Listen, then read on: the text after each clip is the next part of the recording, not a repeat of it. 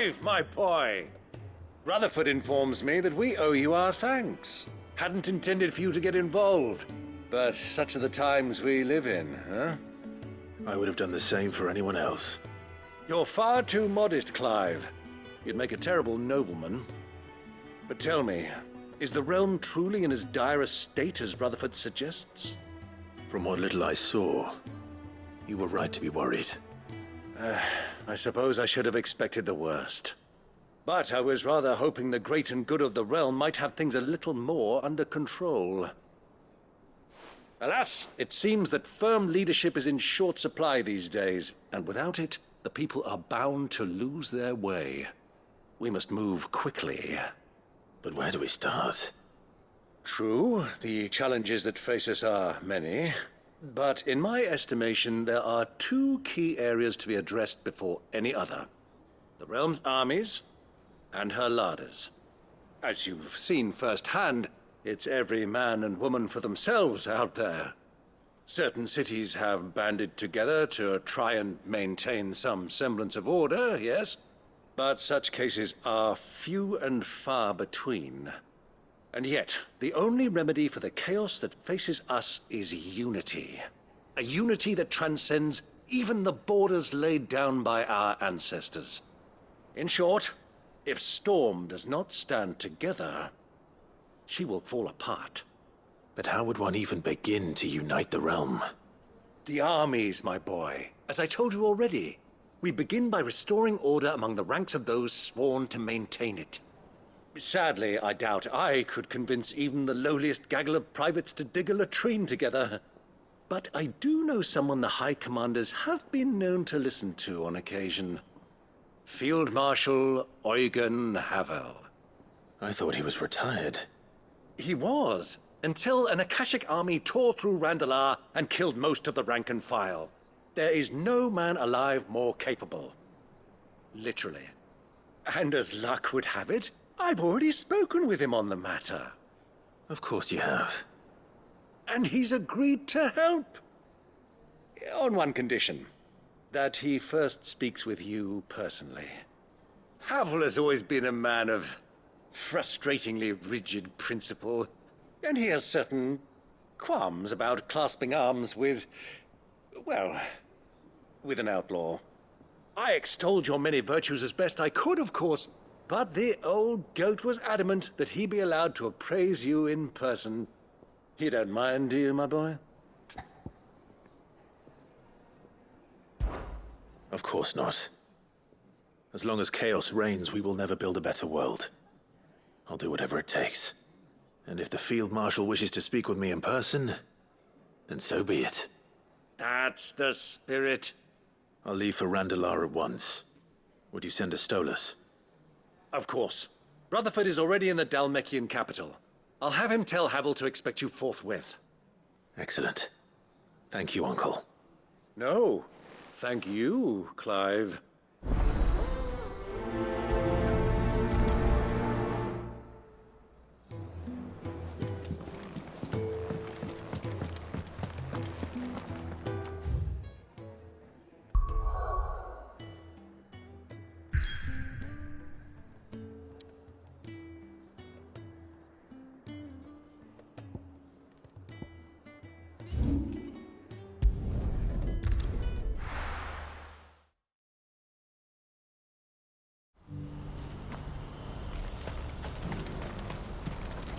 You won't find a finer array this side of the strait.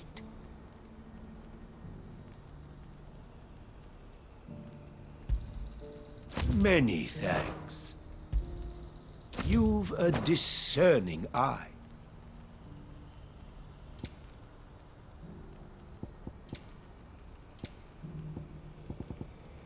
Farewell. Do you see that too?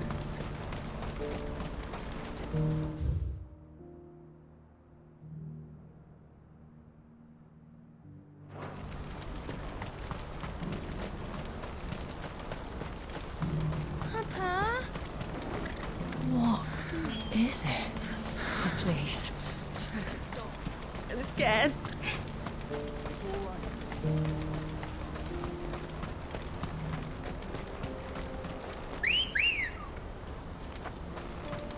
Ready, girl? Faster!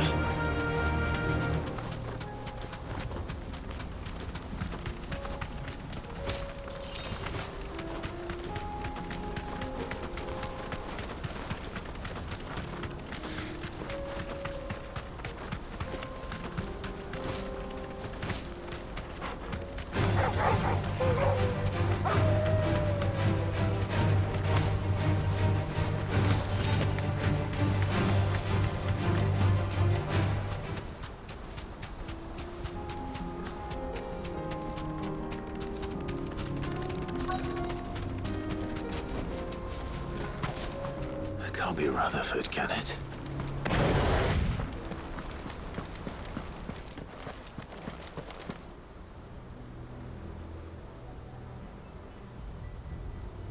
Turncoats and cowards, the lot of you! If it's a fight you want, it's a fight you shall have! Allow me.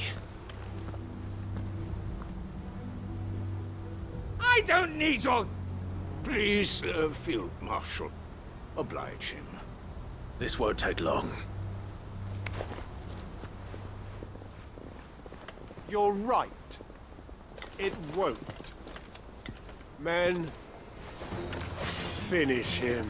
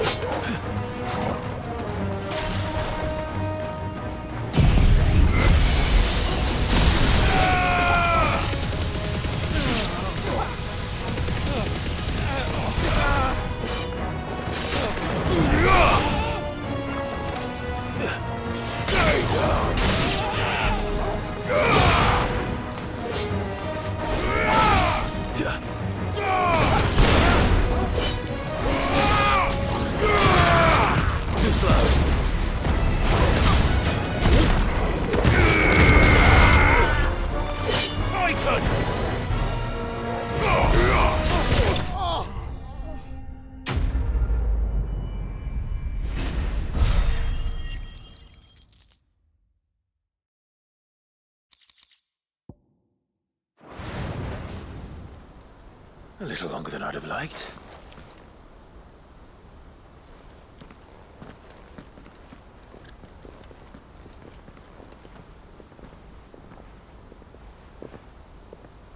Field Marshal Havel, I presume. Are either of you injured? No, my lord. You arrived just as our escort turned on us. Fucking traitors. I'd heard reports of soldiers in the outlying regions abandoning the oaths they swore. But I hadn't thought the corruption had reached so close to the heart of the Republic. It's a fucking disgrace.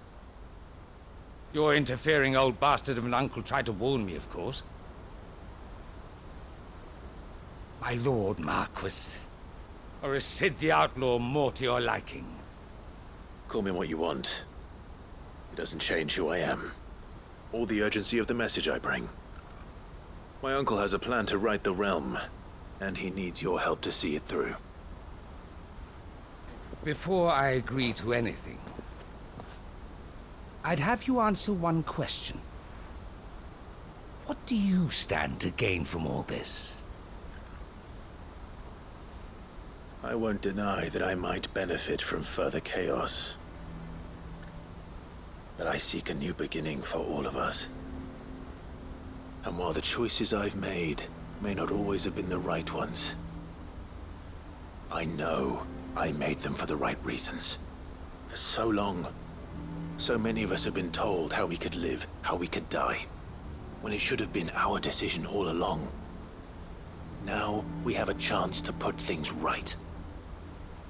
But in order to take it, we must stand together. Even if it be beside those with whom we don't see eye to eye.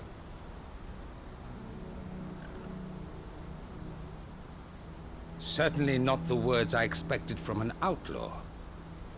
But perhaps your uncle was right. You are no ordinary outlaw. I'll never hear the end of this. All right.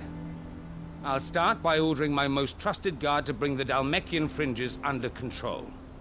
Next, I'll make contact with my counterparts in the Imperial Army and see if I can't convince them to try and restore order in their own territory. Thank you, Field Marshal. But they are not the only ones we will need to convince. What do you mean? I don't doubt that I can bully some sense into a few generals. But those they answer to require a different kind of persuasion. And when it comes to honeyed words, well, we will need an envoy. One who can court even the most stubborn of statesmen. You, perhaps. I'm flattered. But I'm no diplomat either. And I have other problems to attend to. What we need is a skilled arbitrator. And I may know just the person. Is that so? And would he happen to be an outlaw too? Of a different kind, perhaps. Beggars can't be choosers. I suppose we'll all have to find a little of the outlaw in ourselves if we're to make it through this. Very well. Send your man to me right away. I shall.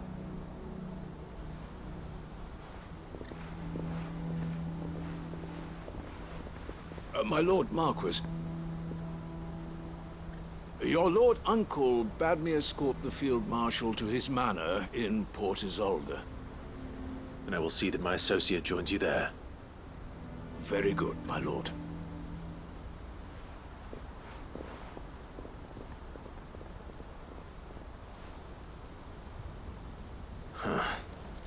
An envoy. I'm not sure I'm the man to talk anyone round. I can barely convince my brother to take his medicine. No. This is a job for someone with experience. Someone like Quentin. I hope I can convince him at least.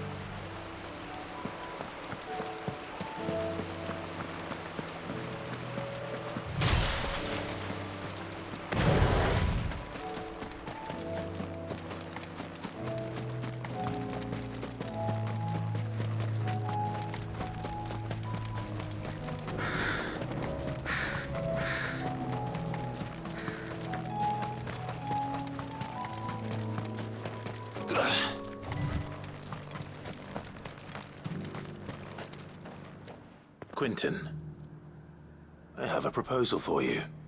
Do you now? Something tells me you'll be asking more of me than a cask of Gotand gold. Go on then. Propose.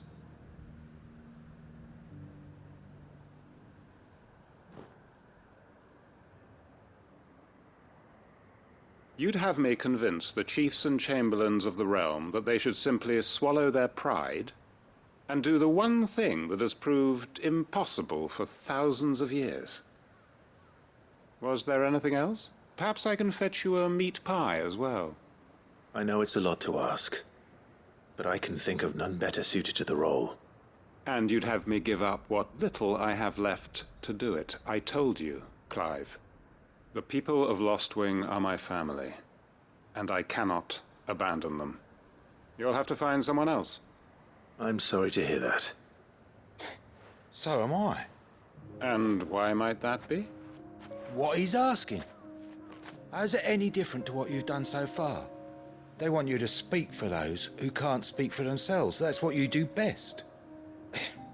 If it's the vineyard you're worried about, we'll see that the grapes are picked and the tons filled. You know we will. It's not that. Then what is it? You said yourself we're family. Don't you trust us? You know that's not what I'm... Then what are you saying? That only we are worth saving? Why turn your back on everyone else?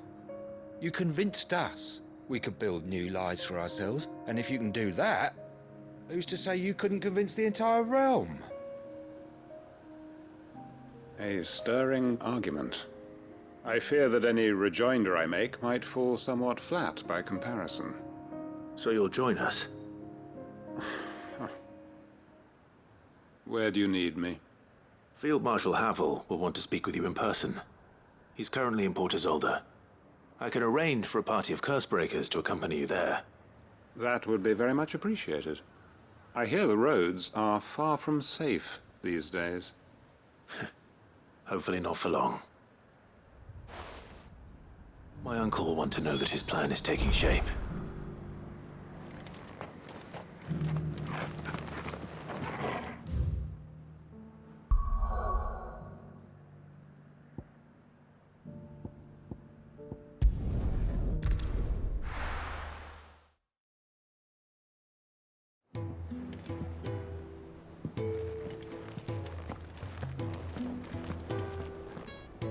Uncle, I bring good news. The Field Marshal has agreed to your plan. Ha! Of course he has. I didn't doubt you for a moment, dear boy. Rutherford is accompanying him back to your manor in Port Isolde as we speak. They will await your return there. As will one other. One other? Who, exactly? Lord Havel was concerned that even if he could get the realm's armies to agree to an accord, he might not be as successful in convincing those with political power. He asked if I might have a solution, and I suggested a certain Imperial Lord Magistrate turned Liberator. One of your co-conspirators? Master Quinton would probably call me one of his, but yes. Another outlaw, then. Just the thing we need to put these rotten politicos in their places. Good thinking, Clive. I'm glad you approve. The more the merrier, eh? Uncle, assuming Havel and Quinton can solve our problem with the armies, you still haven't mentioned how we might manage the grain shortages. Oh, don't you worry, my boy. The 7 high houses will be seeing to that. They have all agreed to make the most generous of donations. Oh, of course, it did take a little persuasion, but luckily I had some unexpected help. From who? Why, you, my boy. Rumor has it that you rescued the Lady Ariane's head steward Rockford from a horde of bloodthirsty bandits. It was more of a handful. Well, the old battle axe was so pleased. She had a shipload of talents delivered to my private docks by the next new moon. And when the other houses saw the parsimonious old crone's purse strings finally loosen, they as good as tripped over themselves in the rush to follow suit. I'm happy to hear it. Now, I must be getting back to the manor. Join us there at your earliest convenience, would you? Of course, Uncle.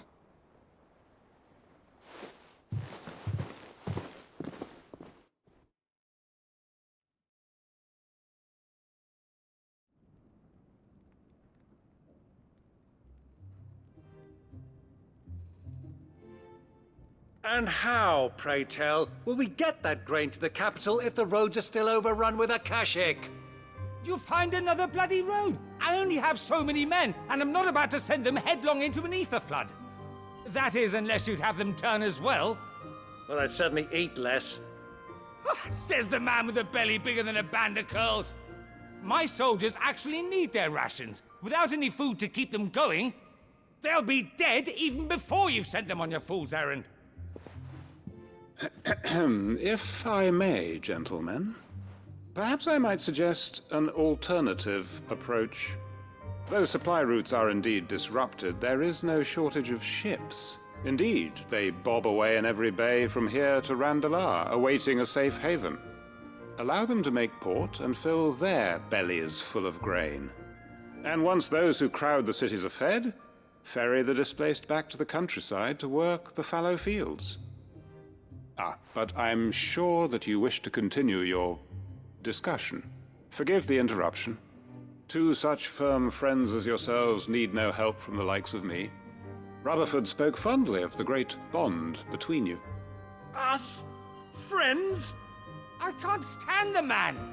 Clive, I'm beginning to question the quality of the company you keep. And what kind of company were you expecting him to keep? The man's a criminal! Criminal? How dare you? You are not fit to breathe the same air as this fine, upstanding young gentleman. Upstanding? He calls himself Sid the Bloody Outlaw! Once more onto the breach.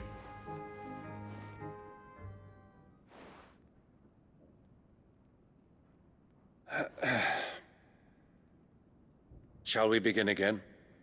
What we seek here is not to create a new nation, nor to claim the thrones of those that already exist. We wish simply to bring stability to the realm that mankind might weather the current storm. And to do that, we must convince those in power, the generals, the statesmen, the nobles, that our cause is just. There will be disagreements, yes. And I imagine some resistance, much resistance. But we cannot let that deter us. If we show them the path, show them that we walk it ourselves, then I am confident they will follow. The fate of the world lies in my nephew's hands, but the well-being of her people lies in ours. And we must not squander the chance that Clive has given us. Uncle Byron, Now, with that settled, let's move on to the signing of the Accord. For what great moment in history hasn't been accompanied by a little ceremony?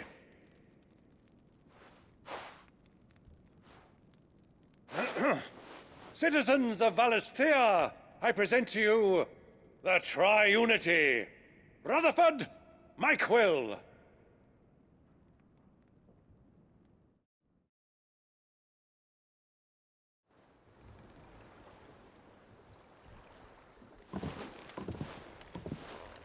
Well, my boy, the stage is set.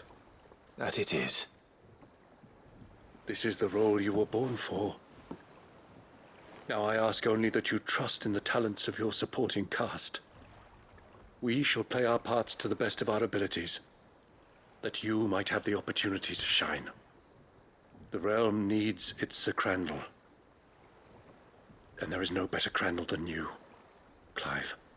I want you to keep this signed accord as proof of our faith in you. I will. Thank you, Uncle.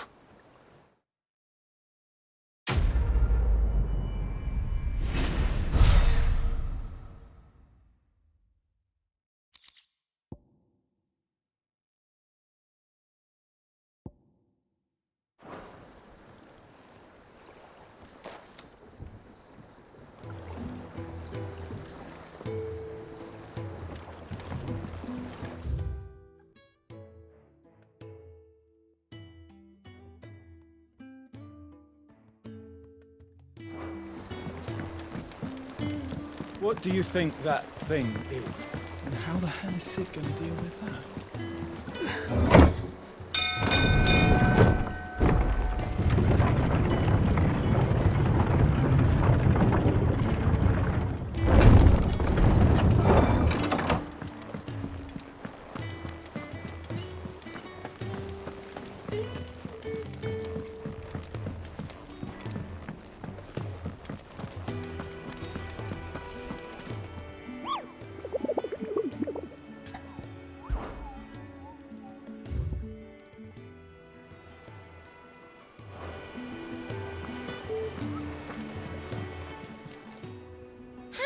help you today, Clive? Is everything we've received and everything promised? You earned this. Come again. I may have more for you. Twinside's hundreds of leagues away. That'd mean the crystal is massive.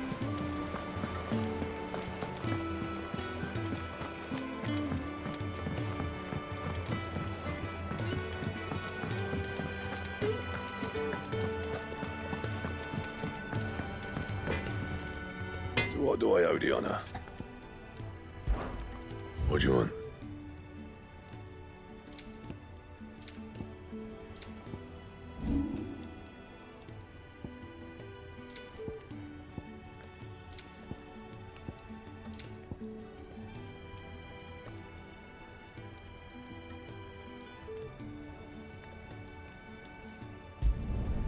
Not my best work, but it'll do.